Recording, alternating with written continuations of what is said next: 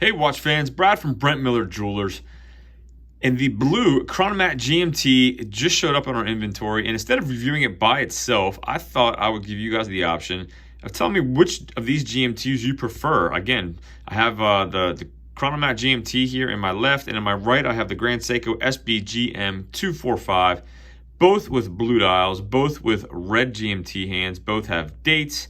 Obviously some similarities and a lot of differences. So let's go over them a little bit. I'm not going to go over every detail. I will list all the case dimensions in the description. One thing worth noting right off the bat is the Seiko definitely feels heavier, a little bit top heavy in my opinion, but as I'm holding it, I did weigh that the Seiko at 178.5 grams compared to 152.5, so about 25 grams give or take difference between the two. You know, obviously the other functionality, the functional difference, I guess, is when you're looking at the GMT movements themselves.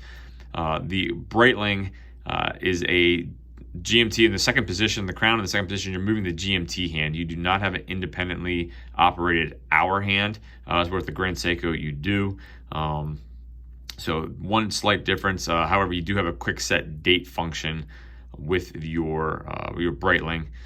Whereas the hour hand here is going to change your dates, rotating that hour hand through, flip your date over. So just a little bit of functional difference I wanted to mention looking at both of these. So the Breitling definitely a little bit thinner than the Seiko. Again, I think that goes into some of the weight and the way it wears. However, you can look at that Zeratu polishing and you can see that I'm wearing a red tie today. So that polishing is fantastic. Brush finish here on the side of the Chronomat.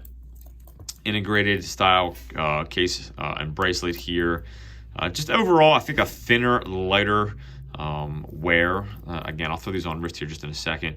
The other difference, you have a fixed bezel on your Seiko. This is not rotating, whereas with your Chronomat, if you do want to rotate the bezel, you can. And with gloves on, it's not even that difficult, which typically it is for not being a dive bezel. It is unidirectional, only going the one way there. So again, just really wanted to kind of throw these side by side, let you take a look.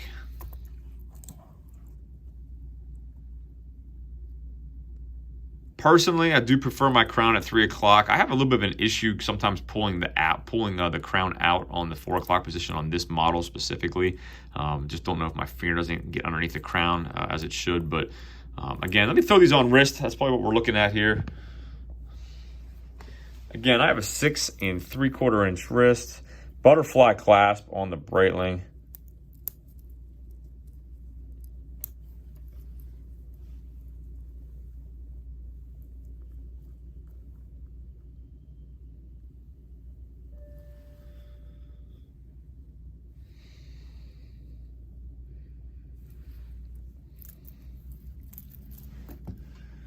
On the Seiko, you fold it over to point. However, you do have micro adjustability in the clasp, not on the fly, manual, you know, with a toothpick or a spring bar, the back of a spring bar, whatever you want to use.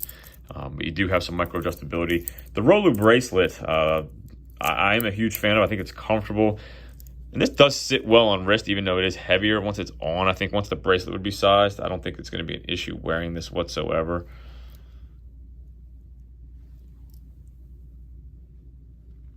Both listed as 40 millimeters. So again, pretty close size-wise. These links, no micro adjustment, but the links are pretty small. So one link, obviously, if you look there, is not very large like you would have on like an oyster-style bracelet. So should be able to get a good fit on either. I think both look great.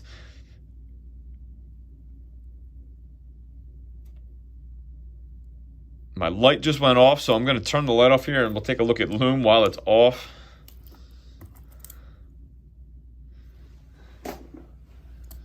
Low light here.